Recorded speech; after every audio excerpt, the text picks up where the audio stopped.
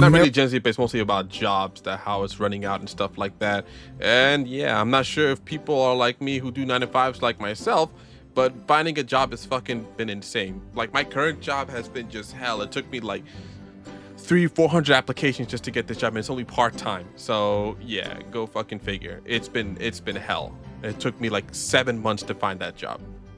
All right, so let's see. Infographic show, and this is about jobs. Let's see what he has to say. America is facing a crisis. It Everywhere sure you is. look, the headlines talk about worker shortages and not enough people to keep the economy running. But what if the real danger isn't too few workers, but too little work? What if millions of Americans went searching for employment only to discover there is nothing available? On today's episode of the Infographic Show, we're asking why the U.S. might actually be running out of jobs and what that means for the future of work. It's definitely going to be about AI, and it's about like machine learning and automation and stuff like that. I guarantee it. While the U.S. economy is generally doing well these days, the job market in the U.S. has people worried. The job growth estimate has been downgraded, with totals for May and June being revised down by a combined 258,000 jobs. Employers added 250,000 fewer jobs in the second quarter of 2025 than they did in the last. In fact, some analysts are saying that this is the worst job growth observed in decades outside of a recession. A lot of people will say, well, of course we're seeing fewer jobs. So this is worse than what happened in 2008. I mean, I think most people know that we're technically in a recession right now. The government keeps saying, and news stations keep saying, oh no, we're almost in a recession. This is close to a recession, but we're straight up in a recession. I think I saw like a poll, not a poll, but like a study where it shows that we lost like almost 1 million jobs. And there's only been like a growth of like 22,000 jobs, which is lower than expectations. So it's not really, we're definitely in a recession right now. The AI revolution is here, but it's actually not that simple. Artificial intelligence is playing a part in the shrinking job market, but it doesn't tell the full story. So why is the US running out of jobs? Let's start with one of the simpler explanations. The rise of remote work has changed the playing field for American workers. Dude, I don't think, bro, when they implemented remote work, like my last job, bro, it was just like 80 to 85% remote. Even close to 90%. I fucking loved it, bro, because I don't have to fucking commute to the fucking office. I don't have to sit there and basically do the same shit that I have to do at the office than I can do here. Like, I get that some jobs you need to be in an office or in like in some type of building or some type of facility. I get that. But for other jobs that all you need is like a computer or a lap, not even a laptop, of like either small, so like what, 10 or 13 inches, and like a minimum of like 50 or 40 gigabytes of internet. Was it? No, like 50 megabytes of internet, 40 to 50 megabytes of internet. You really don't need to be in an office. If your job is only in a computer, then there's no reason for you to go to an office. Only if you just want to fucking socialize and shit like that. But like for me personally, I don't give a fuck about that. I just go there, do my job, and then, you know, say hi, I socialize, and then, you know, I clock out like a normal person. And if I have to stay in because I have to get a project done, I'll do that. But I can easily get this done remotely. I don't have to be, you know, going in an office. I get that there are also jobs that want people to go into an office for multiple reasons. The main is like headcount. They invested money in their like offices, so they want people to be there. And two, the other one, it could be like micromanagement. They want to see what you're doing because they think like you're slacking off and stuff like that. But bro, we're not children. Most of us are grown adults, and we get shit done to get our check. So, you know, we're not children. 2000 U.S. Census found that just 3.2% of American workers, about 4.2 million people, worked from home. By 2020, before the pandemic, that number had more than doubled to 7.3% of the labor force, or around 11 million people. Wow. Then the lockdown hit and remote work exploded. In only a year, the share of Americans working from home soared to 17.9% by 2021. While some did eventually transition back to part-time or full-time office jobs, many never did. Since the Part-time is aka hybrid. end of 2023, 13.8% of workers are still fully remote. Now, for tax and other reasons, some companies can't hire remote workers outside of the U.S., but a fair amount can, leading to U.S. workers suddenly competing not only with similarly skilled workers around the country, but similarly skilled workers globally. According to Revelio Labs, global companies with U.S. headquarters have been hiring international workers at a much faster rate than domestic workers. Between 2019 and 2025, the number of onshore workers grew by 16.7%, but offshore workers grew by 32%, nearly twice as fast, and these aren't low-wage roles. Huge corporations like Salesforce are laying off high-paid staff in their Bay Area offices in favor of international talent. While only 5% of companies were open to hiring international remote workers in 2019, by the end of 2020, that number had jumped to 10%. In 2022, companies seemed even more willing to hire globally, with a State of Global Hiring report finding that 64% of U.S. companies were either expanding international hiring or planning to. So H-1B visas. Oh, I'm not sure if you guys heard. I'm not sure if you keep up with the news. I think Donald Trump basically just put a cap on that shit. They basically said that if you want to hire people that are overseas or abroad, you gotta pay like $100K, like not like it's not a tariff. It's like sponsoring to sponsor them. You have to pay like $100K or something like that. Most of these companies are not gonna pay $100K to bring somebody over to the US to do a job. I mean, the job has to be highly specialized. You know what I mean? They have to be like we've looked everywhere for American workers and we can't find anybody with that specialization, and we are willing to pay top dollar for this guy the $100K for this guy to come in. And they're probably gonna pay this dude like a shit ton of money, definitely over six figures, like in the lowish to midish six figures, you know. So they have no problem just shelling out $100K. Well, they'll probably take that like as part of their like compensation package and stuff like that. But they ain't getting nobody and then paying them like that's only gonna get paid like what, 20, 30, 40, 50K. Get the fuck out of here. Nobody's doing these companies are not going to be doing that. You know, they want the big dudes who are willing to do like jobs that have a little more complexity to it, and I could see that happening. Leaves U.S. workers either shut out of those markets entirely or forced to compete fiercely for what's left. Increasingly, company job postings aren't aimed at Americans, or at least not Americans alone. And as if things couldn't get worse, some other workers are being replaced with, well, no one whatsoever. Well, except ChatGPT, or Claude, or Cursor. The rise of artificial intelligence, and specifically LLMs or large language models, is on the verge of making some jobs obsolete. According to Coursera, entry-level roles— not just some, a lot of jobs. And you gotta mention entry-level, yeah. —are the most at risk, especially in manufacturing, clerical work, transportation, retail, and sales. You might still need a senior developer or experienced lawyer to oversee what an LLM is spitting out, but you don't need as many paralegals or junior coders to help them. However, many economists and tech— I didn't think it would attack the law offices too. Holy shit, so law is getting it too? I thought it was only in tech or like in finance. If it has something to do with numbers, definitely they're gonna be taking a lot of like financial analysts and like people who are like have mathematics degrees. They're definitely gonna be taking those jobs over. But shit, I didn't know like paralegals and lawyers would be, you know, being taken over. Like, holy shit. Experts warn that this could trigger a long-term labor crisis. After all, senior developers start off as juniors, and future lawyers often gain experience as paralegals. But if a team of 5 junior staff led by a veteran is replaced with one veteran using an AI assistant, where does the next generation get the training they need to become tomorrow's experts? Some people have probably already seen AI take their jobs, though most companies are hesitant to say so openly. In the spring of 2025, Microsoft CEO Satya Nadella announced in April that 30% of the company's code was now being written by AI, and then in May fired 6,000 employees. Just to really ram home the point, another 9,000— I remember there was a fucking article about that. Like, they laid off a shit ton of Microsoft employees, and yeah, and that's just Microsoft, other big tech companies as well. I'm not sure if they're gonna mention it, but yeah, tech is getting hit with it first. Basically, you're creating your own demise. That's crazy. were let go in July, equating to 4% of the company's international workforce, which would appear to be related events. In fact, almost all of the tech giants, including Google, Meta, and Apple— Imagine being able to build an app with your name on it, just by thinking about it. Meet Base 40. Amazon have conducted massive layoffs since 2022. Meta laid off 3,600 people in the beginning of 2025, and companies like IBM cut 8,000 jobs in HR and other departments as it increasingly uses AI to complete administrative tasks. And the problem doesn't just lie in tech. In June 2023, IKEA, in an effort to make its customer service as— It's not only tech, but tech got hit the hardest. Tech got hit, like, they were the first ones to get knocked down. Confusing as its assembly line instructions, said they would start phasing out their customer service agents in favor of an AI bot named Billy. Duolingo is one of the few companies that seems openly proud of firing workers. Dude, I don't like Duolingo at all. It's not a good service at all when it comes to like learning languages. I prefer fucking Rosetta Stone. I've been using that shit for like 10 plus years. In favor of AI. They made headlines in January 2024 when they announced they'll let go 10% of their contractors in favor of using AI to translate content. That's why nobody likes the owl. We should point out that some industry experts and commentators actually doubt that these layoffs are because of AI replacing human workers. Menlo Ventures' Didi Das says layoffs are happening because the big tech companies need huge amounts of cash for investments in AI data centers. Tech advisor and entrepreneur Wes Roth says this isn't about AI replacing humans yet, it's about restructuring to fund AI initiatives. However, even if this is the case, it still means that some of the world's biggest companies are betting more on an AI-like future rather than on their own experienced workers. That's bad news for future generations, and some of them already sense it. There's always a slight gap between unemployment rates for all. Kind of like me, like a few years ago, I sensed the fact that Social Security was not going to be around by the time I'm old and fucking gray. So I was like, you know, the signs were on the wall. So I decided to open like a Roth IRA and as well an HSA. And I'm going to keep putting money in there until I turn, like, because I know I'm probably going to be working until like my early 70s, or at the very least my late 60s, you know.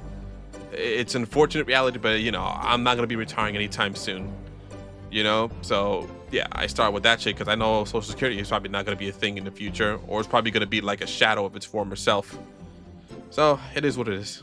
College graduates and those for recent college graduates. But at the beginning of 2025, the gap has been getting unnaturally big for an economy not in recession. According to the New York Federal Reserve, labor conditions have deteriorated noticeably. While the unemployment rate for all college graduates is 2.7%, the rate for recent college graduates, 22 to 27 years old, was 5.8% in March 2025. That is higher than the general unemployment rate of 4.2%. It doesn't even matter how good of a school you go to. Harvard Business School told the Wall Street Journal that 23% of its MBAs actively looking for work were still unemployed 3 months later.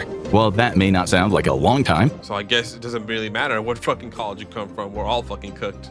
it is surprising for graduates coming from one of the most prestigious universities in the world. Many tech experts have justifiable questions about how useful LLMs are without human oversight, and if they can really outright replace human labor. But at the end of the day, if managers are convinced AI can do a better job, regardless of how true it is or not, people are going to get fired. Perhaps that's why many people are now encouraging kids to learn a trade instead of getting a degree for a white-collar job. God, now they want to mention that shit. Now these boomers want to mention, oh no, trades are a lot better. I remember a few years ago, these boomers and even some women were just completely shitting on trade jobs. Now that they see the signs on the wall, potential signs on the wall, now they want to be like, oh no, you know what, trades are really good. You know what, plumbers are looking very tasty right now. Ooh, you're an electrician? Oh man, you're in the money right there. You're on easy street. So yeah.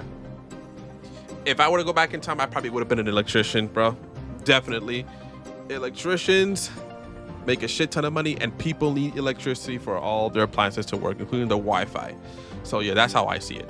That way, they can walk away with less student debt and more practical real-world skills that would be harder for something like AI to replace. But skilled trades and manufacturing jobs have been facing their own challenges for some time and may face more in the future. You might have Let me guess, they're going to incorporate AI in that too?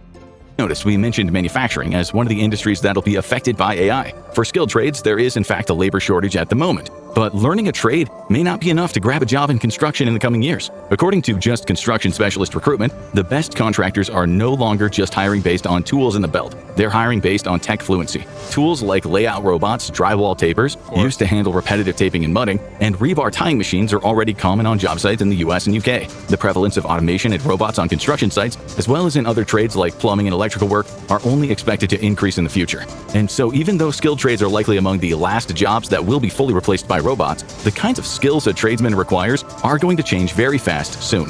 And they'll require a lot. So they have to be like tech fluent, but like in a trade type of way, man. Man, I don't know what's going on right now. It's not looking too good. And they only mention like the younger generation, bro. But what about the people who are currently in the job market who are older? Like I'm still relatively young, but not like someone who, I'm not even in my 20s anymore, for God's sakes. What about people like us, or people who are older than me, or who are still in the workforce? Because people work up until like their 60s, especially now. What's gonna happen to them? You know, how many side gigs do we have to do? More training and education, one most people can't afford. Not to mention, even those trades are still subject to increasing automation, something that has profound effect on both jobs and wages, with a surprising statistic you'll hear about in the next section.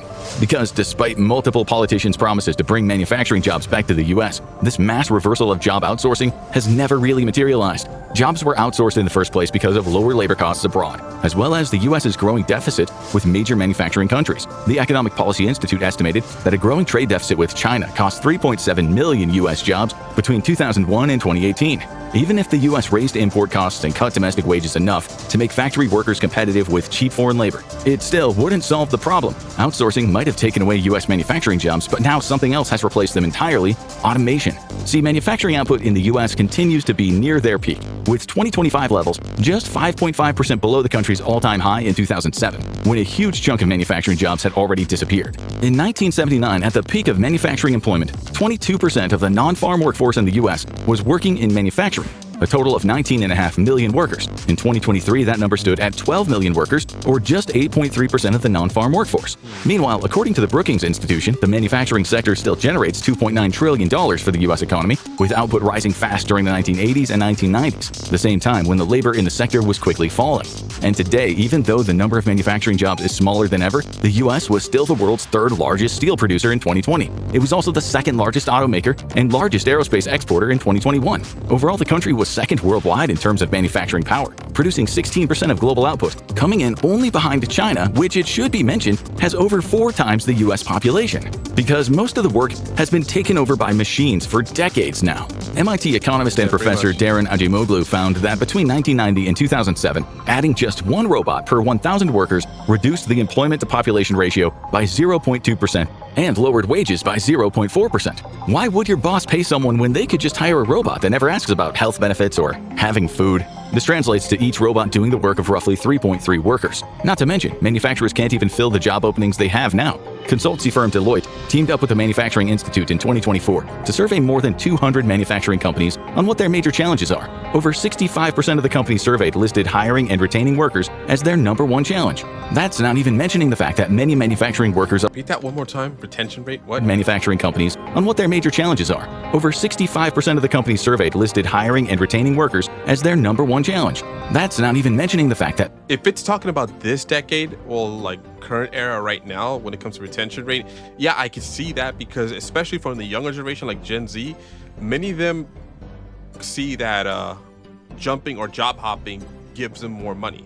And a lot of the younger generations don't typically like to put up with a lot of shit from these companies that typically are very predatory. Not all of them, of course, I can't say all of them, but some of them are very predatory, and a lot of them pay less, and a lot of them, like to stretch their contracts out a lot. Like they say 9 to 5, but yet you end up staying more, and if you leave at your designated time, they kind of look at you sideways and stuff like that. So yeah, I could see why the retention rate is a little bit low, and of course pay, of course. many manufacturing workers are relatively old, meaning a wave of retirements is increasing. Oh, okay. They're still talking about the boomers. Boomers still sticking around. Yeah, there's still like the youngest boomers is like what, 60-something years old. So of course they're gonna still be working most likely. Sweeping the sector. It's predicted that manufacturing will need Pension, man. I heard about the pensions, man. They had the dream with the pensions back then. These boomers, bro. That shit is a distant memory now.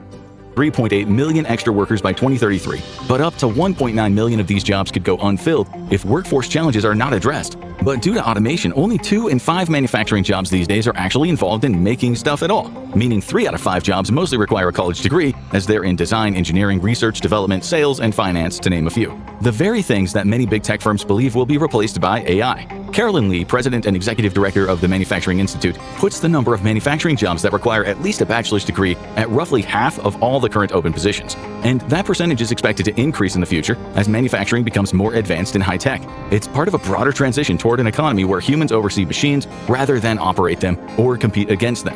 But what about in-person or at least customer-facing service jobs? Customer service, retail jobs, food service, taxi, and Uber drivers. They are all gone. The emergence of chatbots and customer service agents entirely powered by AI is increasingly making customer service jobs a relic of the past. One McKinsey study found that AI-powered chatbots reduce operational support costs by... Does this mean like early teenagers can't get a job at McDonald's or like Burger King or something like that to start their first foot into like the job world? Because that's how I started my first job when I was 17, was basically, well, technically 16, but 17 is like where I really got to work, like at a company, working at McDonald's, like for a whole year, like after schools and stuff. Does this mean that the next generation, these generation of kids won't get to experience that?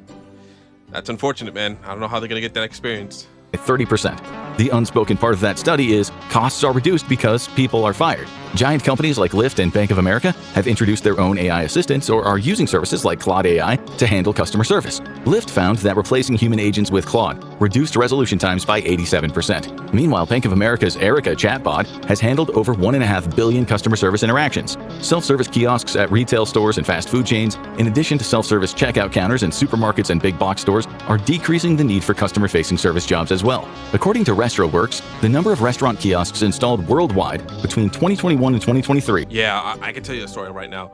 Like, when I worked at McDonald's, there were no fucking kiosks. And this was when I was 17. This was back in 2008. There were no fucking kiosks anywhere. And not only that, in my location, there were 4 cashiers. I went back to that same fucking McDonald's today in 2025. I think I went like a month and a half, 2 months ago. 3 kiosks and one like a closed up window for you to pick up the order. There was basically no cashiers left. Let's actually take that back. Technically, not even no cashiers left. Everything you had to pay by kiosk, unless the machine broke and you had to go up to the kiosk. There was only one fucking person, but that specific cashier was only there to just give you your food after you order it from the kiosk. So they don't even get that. Like, to be fair, I did see people in the back working, you know, like flipping the burgers and doing the fries and stuff like that. I did see that, but not much. All right, so yeah, I mean, the kiosks start taking over. The same thing everywhere else. Like at Wendy's, I see that shit. Technically Wendy's, I only see like 1, 2 tops. Burger King, I see like 3 of them. Popeyes, like 3 of them. Yeah, they're everywhere. And they didn't have that like 10 or 15 years ago. So yeah.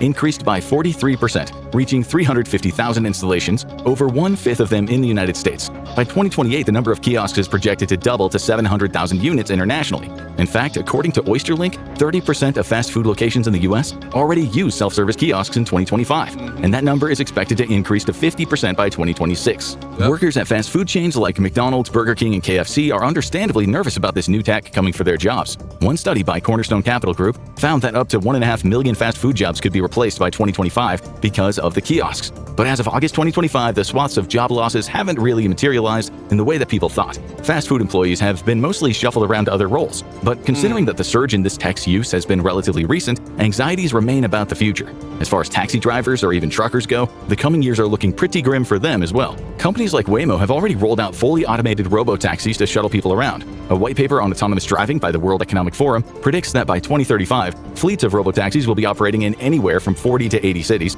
mostly within the US and China. These driverless vehicles are also set to transform the entire sector of trucking and logistics. The same paper estimates that by 2035, for mid-distance hub-to-hub basically because they never get tired. Robots don't get tired.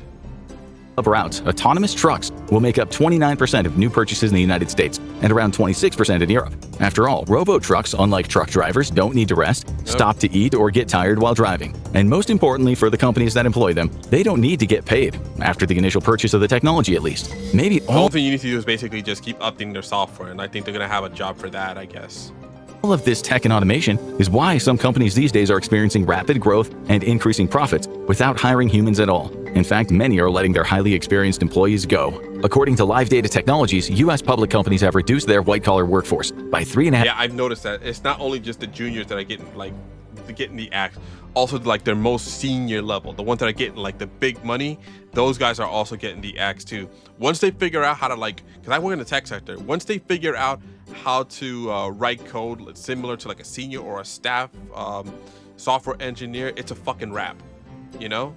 And that's why you have to be on top of that shit. Like I see in the future junior software engineers disappearing and converting, and I'm gonna see more and more prompt engineers, like AI prompt engineers just coming up. I see a few of them online on LinkedIn, but I see that a lot more is gonna pop up, demanding more AI and machine learning concepts and like learning like if you're Python, like TensorFlow and stuff like that. So I could see a lot more of that shit coming down the pipeline. And I don't know how the other sectors are gonna be like, but I'm just saying like tech specific. % between 2022 and 2025. The highest performing companies are even more convinced of the philosophy, less is more. 20% of S&P 500 companies have shrunk between 2015 and 2025 while maintaining or even improving their financial status. While the future is creating more jobs in sectors like tech and green energy, these positions are fewer in number. They're also more specialized and often require advanced degrees or niche skills. For most people, that means high costs or student debt. So what happens when millions of Americans are willing to work, but the system just doesn't need them? Some argue that a laborless future is actually kind of great. Let AI and the robots do the work for us. All we need is a universal basic income to keep people at a decent standard of living, and we'll be set for life. We can spend more time with our friends and family, learning to make pasta from scratch. Oh God, basically you get to do fucking nothing, basically. You get to do fuck all at home, you know? Not everyone has a hobby. You know, not everyone loves to fucking make pasta and shit like that. Hell, not everybody has friends. And what else? And I highly doubt that the universal like basic income is probably gonna be the bare minimum, because imagine millions of people that are on universal basic income. That's gotta be at least in the hundreds of billions, if not in the trillions. And where are they gonna get that money from? If people ain't working, where are you gonna get that shit from? What, are you gonna tax the rich? You can't keep fucking taxing them to hell, and as a result, I don't even think they'll be able to buy shit. Will they be able to buy anything from these companies? You know, especially the fact that basically they just took your job away. I wouldn't put any money on them, knowing the fact that hell, you just basically just axed me and replaced me with a robot. I'm not gonna spend any more money on you guys. I hope Infographic talks about that.